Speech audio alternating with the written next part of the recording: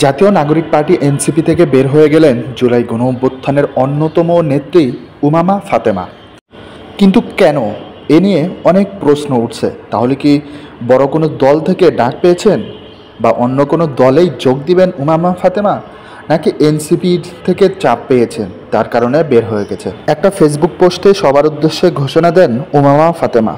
তিনি বলেন, আমি আর এনসিপির সাথে নেই, সুতরাং আমাকে এই দলের বিষয়ে কোনো কিছু বললে আমি বলতে পারবো না। জুলাই গণ অভ্যুত্থানের অন্যতম নেত্রী হচ্ছে উমামা ফাতেমা।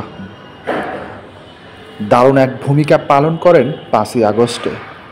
কারণ এই সরকার পতনে সবচেয়ে বড় ভূমিকা ছিল নারীদের মধ্যে উমামা ফাতেমা। সেই উমামা ফাতেমা নতুন দল এনসিপি থেকে কেন বের হয়ে গেলেন?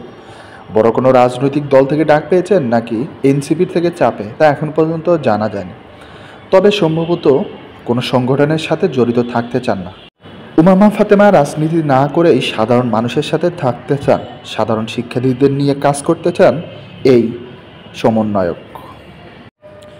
তবে জাতীয় নাগরিক পার্টি সবার সাথেও কোনো কিছু হয়নি, সবার সাথে সম্পর্ক ভালো আছে ফাতেমার।